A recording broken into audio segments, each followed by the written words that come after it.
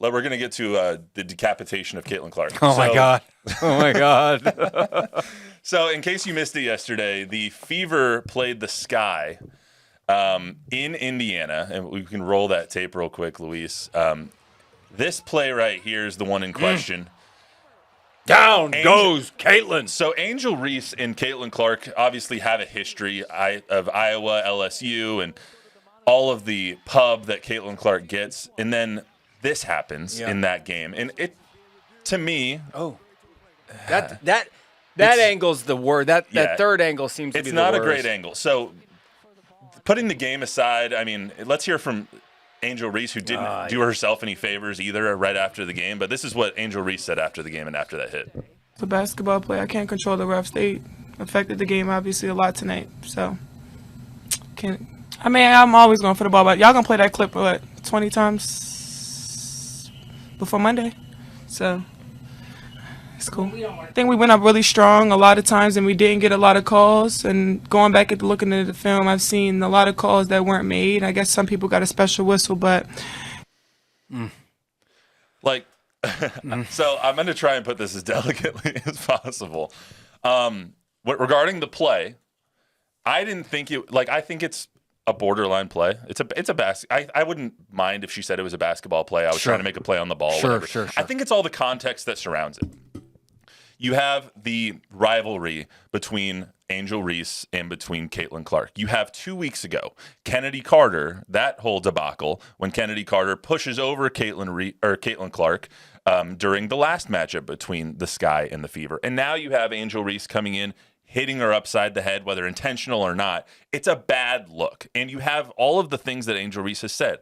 In 20 years, they're going to remember my impact on this game as well as hers. She is so clearly jealous and holding so much resentment for this one person that even if that was a basketball play, and I'll give her the benefit of the doubt, that was a basketball play, sure. Even if it was, you take it to mean the wrong thing because of everything that has gone into this. It's such a bad look for Angel Reese, despite how great she is and despite how great Caitlin Clark is. It's just, you're adding so much fuel to the fire by what you do and say at this point. So...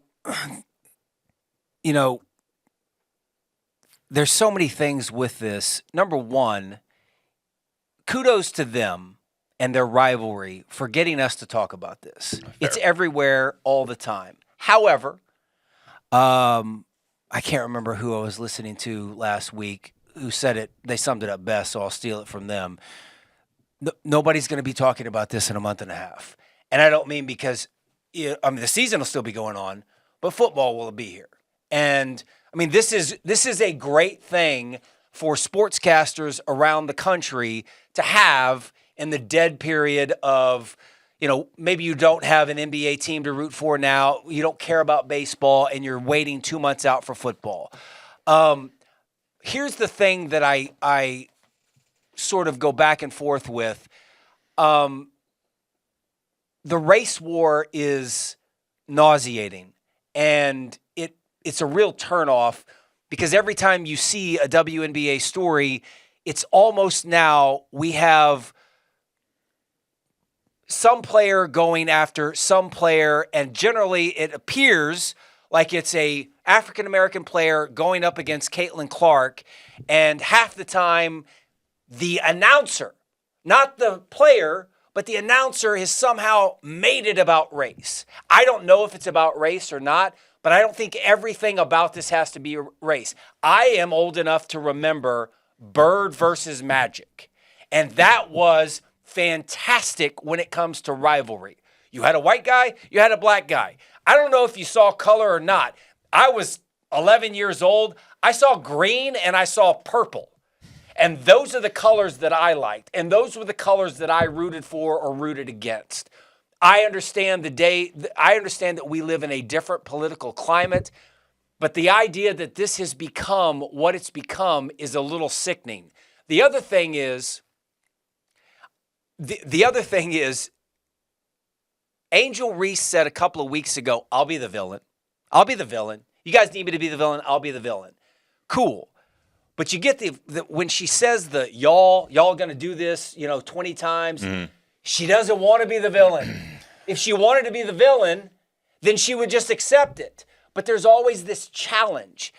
And then there's, just so we're clear, just so we can make sure that we're a little bit even with everything, sometimes I get the feeling that this is one of those NBA fights where the second person gets the tech. The second person gets called out. The second person is the one that gets in trouble. If you guys think that Caitlin Clark is not doing anything to sort of egg some of this on, and by the way, I think it's good. And by the way, I think what Angel Reese did, I think it was a basketball play. And even if it wasn't, I'm okay with that too. Because I liked the bad boys in the 80s from the Pistons. I like a little bit of oomph. I like a little bit of angst with my sports, my heroes, my villains, whatever you want to call them. I just think there's a little bit more to all of this. But the idea that for the most part, we've turned this into the African-American players in the WNBA against the lone white star, which, by the way, is not true to begin with. Yeah, Sabrina Ionescu. Is just, it reduces this to something that it doesn't need to be. I agree. It doesn't need to be that. I try and take the race part out of it just because I think it's so absurd sometimes. Even they asked Caitlin Clark about it, and she's like, "Don't use me to push your agenda." And right. And then that was twisted by some of the other players of like, well, you're here, you have a platform, and it was like, guys, what's happening here? Yeah. So what are we doing? This is what I don't get. Is like Caitlin Clark can't do anything. Like someone is always going to be mad in this situation, whether it's Angel Reese's fans being mad or whether it's Caitlin Clark's fans being mad. But taking it holistically, you look at it and it's like Caitlin Clark has done everything right. She has said the right things. She has done her best to be the hero that we're all building her up to be. Yeah. Hero is a relative term. Be the star that we're all putting her up to be. She says all of the right things in all of her press conferences. And then you have someone like Angel Reese who is doing the wrong things, saying the wrong things, just throwing more fuel on the fire. You guys can let this go if you want to, but Angel Reese and some of the other players keep saying outlandish crap that keeps adding to the narrative. And it's the narrative that obviously Angel Reese is not happy with. You guys are going to play this 20 times by Monday? It's like, yeah, we're probably going to play it 20 times by Monday because you just smacked her upside the head and you're you and she's her. That's how this is going to go. You have known that this is going to happen. You guys played twice in the women's NCAA tournament, and it was just like this. You know that that's going to happen. But she has, in her defense, she says, but I have a ring. She does. And Caitlin doesn't. And I am part of this equation. There can't be a hero without an anti-hero. And whether she wants to be that, whether she doesn't want to be that, and who knows? Maybe there is.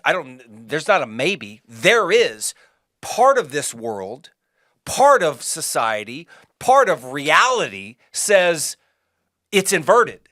That Caitlin Clark is the anti-hero, and Angel Reese. It's almost like Cobra Kai,